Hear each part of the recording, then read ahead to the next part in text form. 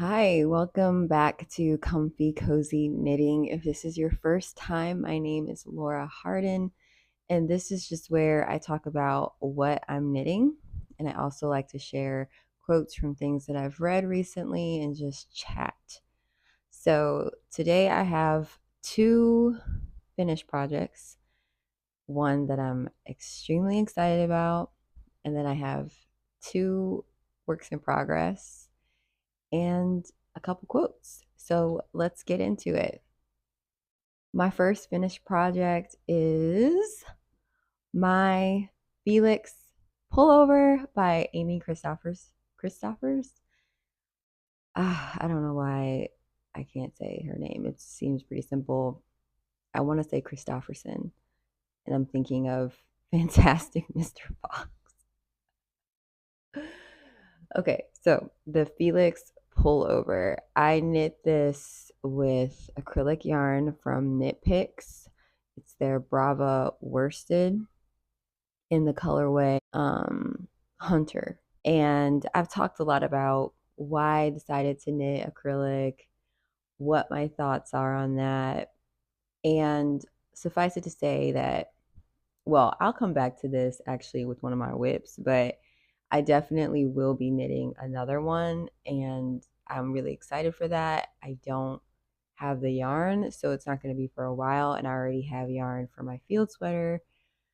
So I'm going to try to just work with what I have, and at the right time, in the right season, I'll pull this pattern back out because I really enjoyed it, and I think now it's time to put this baby on and let you see what it looks like.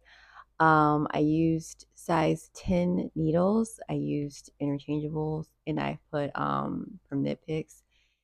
And for the collar and hem and cuff, I used size 8 needles. Yes. All right.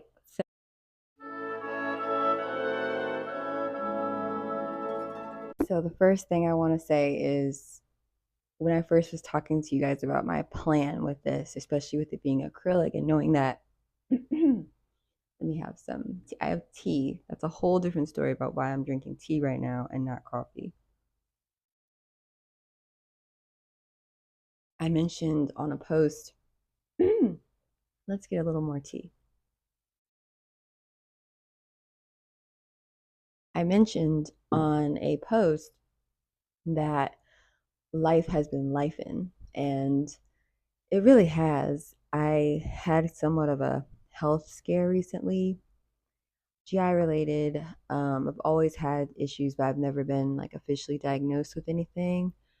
And there was one point where I really thought I might die. Like I just felt so bad. And I tell my friends it was like I was in labor for a week as far as just like the pain and relentless. And so I'm still trying to figure out what that was all about. But during that time I wasn't drinking coffee. And then when I was able to drink coffee again, I knew that maybe I knew that a doctor might say I should give it up. And I have this mentality that like once I know, it's kind of like a defensive thing. I don't know. Like once because I knew that might happen in my mind, I'm like I'm just gonna give it up. But then I still drank some, and I noticed how much it revved up my anxiety and just how I mothered and like my attitude in the afternoon. And I thought, I've been praying a lot about my mothering and how I show up and want to grow. And then I noticed that when I wasn't drinking coffee, that I was like more even keel and like I don't know. And I thought, wow, what if the answer to this prayer is just stop drinking coffee or at least not every day? So I've been drinking tea. It still is caffeinated, but it's a lot better. So that is where I'm at on that. So back to the sweater. I said that because it's acrylic and because it doesn't breathe, like it's not a breathable yarn, that I wanted it to be like loose, I wanted there to be openness so that there will be airflow kind of. And so I think I accomplished that. Like I love my sleeves. I always knit my sleeves long because I have really long arms, so I always have to knit them longer. And the cuff is 3 inches, and if I want to, I can pull it over my hand pretty easily, like if I'm like cold or whatever. But because of the way they cinch in, if I don't want to do that, it will stay. And so that's nice. Um, I'm gonna stand up and just kind of show you what the body looks like, and we can talk about what I think about that.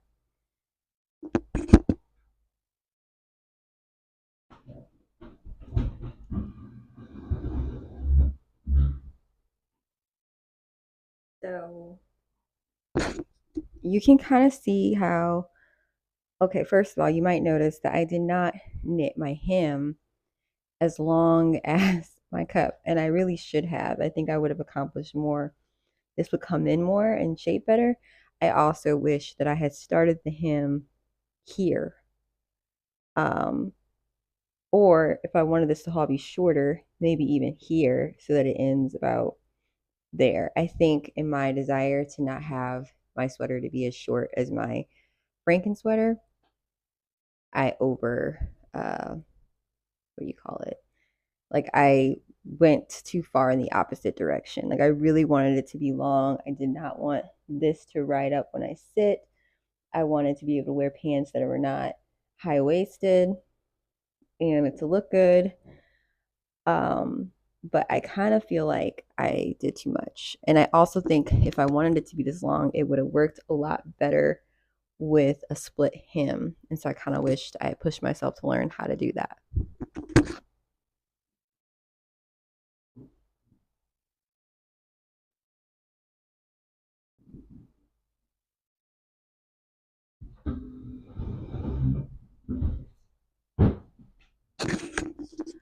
All right, so I'll put some pictures up that might show it better because I really don't know what I look like when I'm doing that. I can't see myself. So I know I had expressed some concerns about the bust. I think that it works. I think it's good. I think I'm learning still about myself as a sweater knitter, learning about what my preferences are in my garments, and I'm starting to wonder if I would prefer some waist shaping. Um, I think maybe that matters more if it's a long. Like if it were as short as I said, maybe I wish I had done it. I think this would be fine. I think since I made it longer, I'm starting to think it might look better with waist shaping. So I'm thinking about looking up patterns that have that so I can try it out and see, just kind of learn. I've watched various knitters on here, and the pattern that I see is that they knit so much that over time, as they see which sweaters they liked, which sweaters they don't like as much, they figure out what they want and they start to bring the pieces that they like together into what is essentially like this Franken sweater from Taylor Earl, which is like her using all the things she likes in various sweaters and putting it into one sweater. So I think I just need more experience and I will be able to knit my perfect sweater. I think I like I like to go for perfect like right away. And the reality is that doesn't make any sense.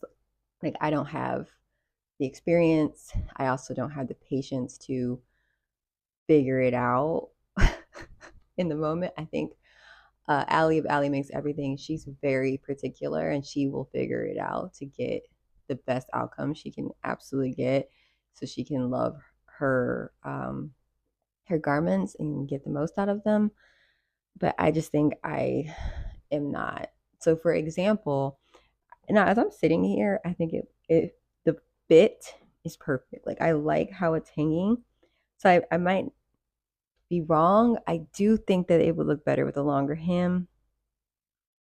Ideally, I would just rip out my tubular bind off or sewn bind off and uh, rip it back some and make it the way that I think it should be. But I'm ready to move on. I don't know. And it's the same thing with my Frankie sweater. I have more of that yarn. I could rip it back, take out the bind off, which is super annoying. Or even I've already done it once on that one. I actually cut it out and I I had to fix it. So I think for that one, I'm like, oh, I don't want to do that again. But that one I really wish was longer, and I haven't done it. I could do it. I'm just like, I want to move on. That's so boring. Uh, and it's the same with this. Like, I'm just ready to move on. So I think that's something we all, you learn about your habits and what you're like as a knitter. And I think for me, it's like if it works, I'm just like, I'm gonna move on. And so with that said, since I want to knit another one, I think I'm just gonna note when I knit the other one, knit a longer hem. And the funny thing is Taylor Earl recommends doing that, and I just didn't listen to her because I was like, I looked at other projects and I'm like, oh, it looks fine. And I was ready to be done.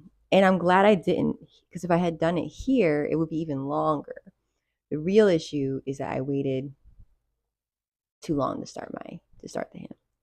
So that is my Felix pullover. I'm getting really toasty. I turned off the air, even though I still hear fans. Oh, those are my kids' fans. um, yeah, so it's getting toasty. So I'm going to take this off before we talk about our next project.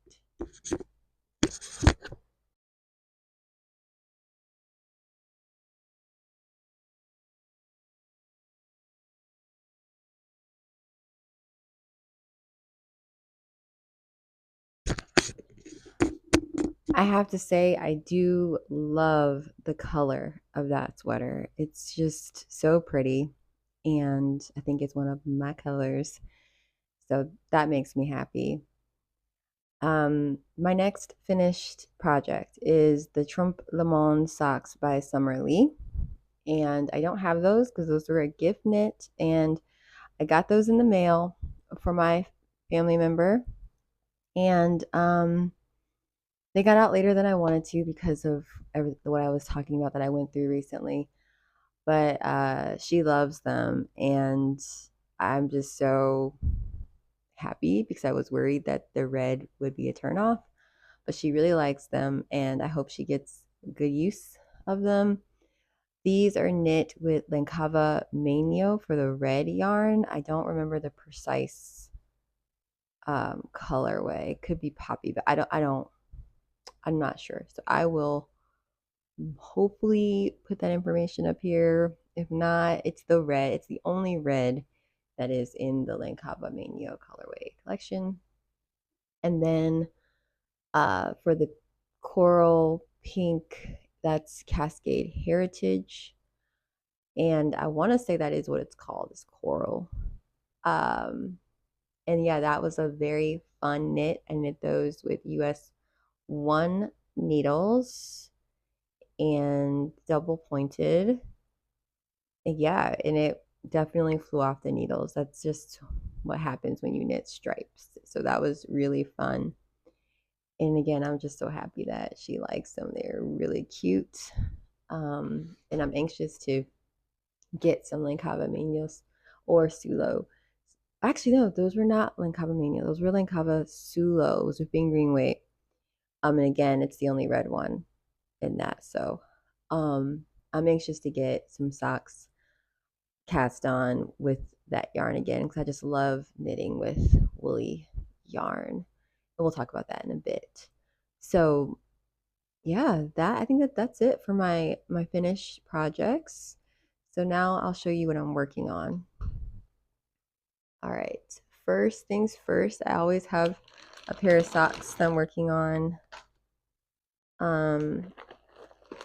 So as much as I've been telling you, I'm just ready to play with color. I want to knit colorwork socks. Because it's so warm, I thought I would love just the superwash merino, just really light socks that I could easily slip on and put into sneakers, even as we get into the beginning of autumn. But these are actually not going to be my socks anymore. So I cast them on thinking that I was going to, these have slipped off the needle. I don't know how that happened. So I don't remember what this yarn is. Do I have it? It's a berry sock set from Woolberry Fiber Co. And it is, this is the base, the main color. And I wish I could remember what that is. Pumpkin spice latte.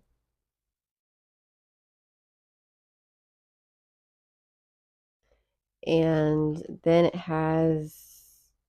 it doesn't say what I guess that's the name of the set because this doesn't have a title.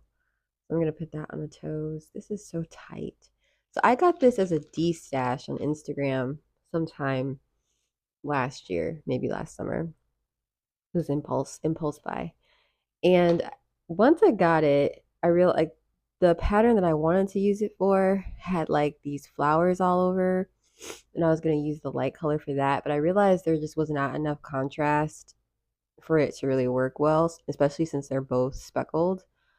So then I lost interest. And when I started knitting this for myself, I even thought, this is really pretty, but it still is kind of boring to me because it's not a color that I mean, it's going to be cute, but it just wasn't speaking to me. So anyway, one day I'm knitting on these and my husband walks by and he's like, oh, is that another pair of socks? And I'm like, yeah.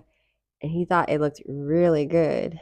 But he noted that it looked kind of big. And I agree. Like it's not cinching in the way other socks do. And I honestly think it's because of the way that it was wound or whatever. I don't know if she used the yarn and then realized she didn't like it because this one is not, let's see.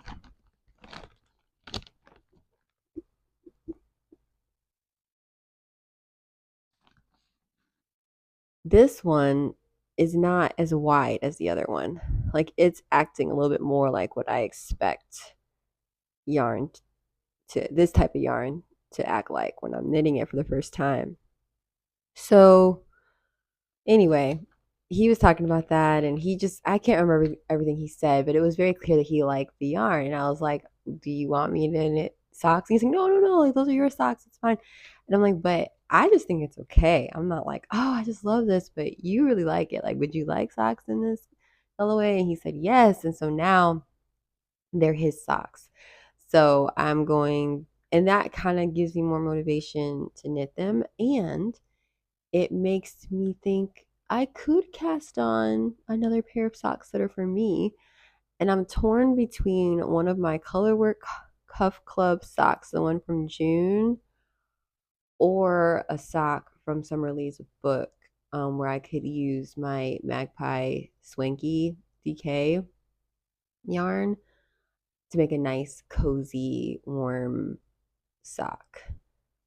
They're stripes, so they would knit up pretty fast, which should probably go well with knitting something like this if I'm going to be working on 2 pairs of socks. So that's just a thought. Anyway, I'm getting ahead of myself because I'm talking about future projects. But yeah, so I have these 2 that I'm knitting in tandem. And I don't know how long I'm going to do the leg. I'm worried about not having enough yarn, but I think I'll be fine. I think I'm going to, because they're for him, I think I'm going to knit a bit of a longer leg than what I would knit for myself. So, yeah. And I think it's good because I think he'll get a lot of good use out of it.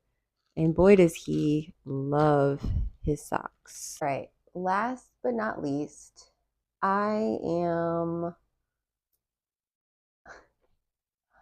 working on the men's raglan classic pullover by Jane Richmond. This is the sweater that I landed on. Hold on a second. Okay. This is the sweater that I landed on to knit for Adam. I would say that we landed on as we were looking over his options. And I have more than enough yarn for it. It is a pretty basic sweater, but I think that it's a great first sweater that I'm knitting for an adult because I don't have a lot of experience with that and it's for a man and I just want to make sure that it fits and then I can maybe use that as a base for other sweaters that are a bit more involved. We'll see. But this is my swatch. This time I tend to knit my anything that I'm knitting in the round, I swatch in the round. I don't swatch it like I don't knit all the way. I do this thing where you knit and then you bring the yarn over here and you like slide this back to the front of the needle and then you just keep knitting. So I'm not like purling the back, so it mimics the tension of knitting in the round because there's no purling. So then I usually just leave the back there and it kind of makes it curve. But I was looking at Taylor Earls the other day and I've noticed that she's done this in the past where she just clips it. And I was like, that's so smart because it makes it a lot easier when you have to lay it flat and you want to measure your gauge. So I did that and it was helpful. I had my gauge was right on target. It is 18 stitches by 25 in like 4 inches, if that makes sense. So I need 18 stitches going across and 25 going down, 25 rows. And that's exactly what I had. So that was really encouraging. And I did block this before I measured it. And I just love the feel of the swatch. So this is what I mean when I say like as much as I like my Felix, like the wool, this is Drops Alaska. So it's nothing fancy, right? But it's affordable and just even the act of knitting with it, it's so therapeutic. Like it's part of why I love knitting. It's not just that I'm making something, but it's the process of actually knitting. And I enjoy it much better with the wool. And even with sock knitting, superwash merino, very soft, very nice. But I so much more enjoy knitting socks in a woolly yarn, even if it's superwash, because then Kava, it's a superwash, but you can't tell really. It's just so woolly. I just love the way it feels in my hand. So this was a delight, and it was definitely a reminder that yes, I will be knitting a Felix in wool like this soon, hopefully next year. All right, so how far am I on the sweater? Not very far. I just started this a few days ago, but I am still doing the neck shaping. And for this one, you don't start with the um, collar. You just start right with neck shaping and then you'll pick up stitches for that later. I kind of wish I just did it like some people do. You know how I've done it before. I could just do it and just, but I just decided, oh, whatever, I'll go with it. And she recommends knitting until you need to add more yarn. And before you add that yarn, just go ahead and pick up your stitches and knit your collar, your neckline, whatever. And I'm going to actually make mine folded. The pattern is not folded, but I'm going to do that. Just because it is such a basic sweater, I think it would add a nice bit of structure to the collar and a nice, like, pronounced look. So because these are such small schemes, I don't know if I'm going to take her advice right away. I might wait until like after the second and do it like closer to when he could try it on. I don't know. But it does remind me a lot of my first sweater that I ever knit, the October sweater, not Petite Knits. It's I can't remember her name. It might be Catherine something. I don't know. She also is the owner, I think, of Originally Lovely yarn. Um, I knit this and I was so confused because she has you do the collar at the end as well. And I was trying it on and it was just so big in here, like the opening. And I was like, oh my gosh, is this going to fit? Like how is this all going to cinch up? And I was so worried about it. But when I picked up those stitches into the collar, everything was fine. So I just think it's funny, like first sweater experience to now where I actually understand more about what's going on. So yeah, you can see some of my raglan shaping here. I just had to tink back a few rows because I didn't see that she was starting to have you start the knit rows with a increase, not just doing them around the slip markers, the stitch markers. So that I noticed it because I was counting my stitches to make sure everything was right and it was off. And I'm like, how could it be off? It's so simple. I know what I'm doing. But that is why. And I had noticed something was different with this round, but I couldn't put a finger on it. And it's because I wasn't reading carefully. So now I'm going to do those. It was just 4 rows. So I'm just going to, actually, it's just 3. I'm going to do these 3 rows over and then I'll be back on track. So yeah, I'm excited for him. He told me not to rush, but I'm like, I'm not rushing. This was already in my queue, in my head queue. I don't have it on my Ravelry queue, but it's already in my queue, and I would love for him to have it this winter. So we'll see. And this is worsted yarn, so it's knitting up pretty quick. All right, so that is my last work in progress. I am like thinking about pulling my Sailor Swift top back out, and I may do that before I cast on another pair of socks. I don't know. We'll see.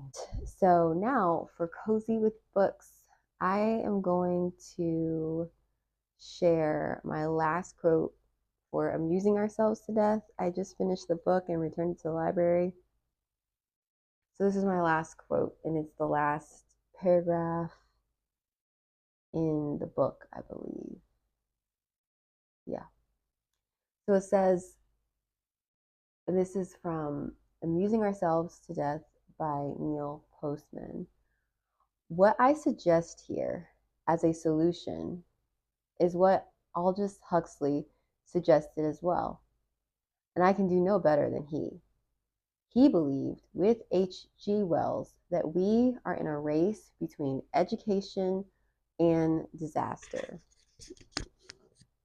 And he wrote continuously about the necessity of our understanding the politics and epistemology of media.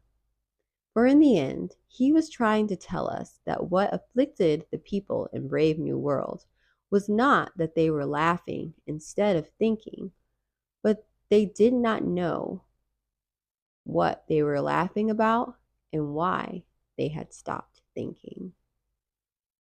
I'm going to read that last part again because I think I messed it up.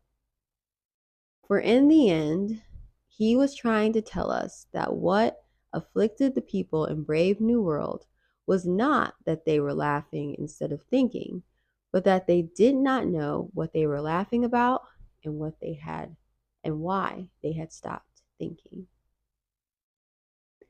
This was such a good book. And I've been just trying to sit with it and kind of thinking of it alongside Brave New World and just not wanting to give it to the library and just move on, but really think about how do I swim upstream against the direction that we're clearly going as a society? What does it look like to apply what I've learned? I wanted to have a quote from another book that I finished, which is In This House of Breed, but I have not, unlike with Amusing Ourselves to Death, I did not write down any quotes while I was reading. I just highlighted it in my e-reader, and I'm going to go back through and pull those quotes out hopefully this weekend. So this quote comes from Stepping Heavenward by Elizabeth Prentice, which I think I've quoted before. I don't think I shared this quote, and if I have, I'm sorry. But I really like it, and it says, I want to see little children adorning every home as flowers adorn every meadow and every wayside. I want to see them welcomed to the homes they enter, to see their parents grow less and less selfish and more loving because they have come. I want to see God's precious gifts accepted, not frowned upon and refused. Yeah, it's so good. And man, another quote that is just so good with this, probably in the same chapter, she says, "For what amount of leisure, ease, and comfort would I exchange husband and children and this busy home?" It's just so good as a mom. And like, if you are a mother, you know, like how crazy busy it can get and how tired and frustrating you can become, and how easy it is to lose perspective and forget what the main thing is, which is love, not having everything perfect and controlled. Um, but it's funny, as I was reading that last part, it goes hand in hand with Brave New World, because in Brave New World, they eliminate family because their whole goal is to keep everybody happy. And they think family, um, even though there are great parts of it, a lot of times, a lot of our traumas, a lot of our hard things can come out of that family context. Or even they were talking about like a mother breastfeeding and how it's just so, because it was so foreign to them, they found it disgusting, because it's like you're just giving so much. And I don't know, like it's just like, it was very sad. Um, and it just kind of shows how so much of the beauty of life and the goodness goes hand in hand with the hardness. And if you take away the hardness, you take away that beauty too. And whatever has replaced it, like what they set up in Brave New World, is just doesn't compare. But if you eliminate, if you stay in that place so long that you forget the goodness of family, then it doesn't matter. And then you can be controlled, which is what happens in Brave New World. So I just, it's just so convicting, because it is so easy for me to want to just escape, which, you know, rest is important. But I just love how this kind of like reminds me of like the main thing and the beauty of this season, and to take care of myself, rest, all of that, do things like this that I love doing, so that I can show up better and see my kids and any other kid as the gifts that they are, and be available to them. So I love that quote. Um, and I think it's something that is relevant to the discussion of Brave New World and amusing ourselves to death, and just how technology is changing even how we connect with people and relate with people and see people. Because if life is all about my happiness and doing the things that make me feel safe and comfortable, and like nobody's impeding on my peace and all that stuff, and I'm just kind of like trying to stay in that state for as long as I can, then it doesn't leave a lot of room for the hard work and challenge and discomfort that actually helps us grow and helps to work out some of that selfishness, to work it out of us. Loving often comes with sacrifice and discomfort, you know. And so these are just things to ponder and think about. So anyway, I could almost hear my husband in my ear saying, "Laura, that is not what the podcast is about. It's a knitting podcast." So I'm going to stop with that. And I look forward to being with you again. And I hope you are having a great day, and that you are making time for your craft, the things that bring you joy, but also that you are gaining the perspective that will help you meet the challenges of your day, um, and not run away from them. Bye.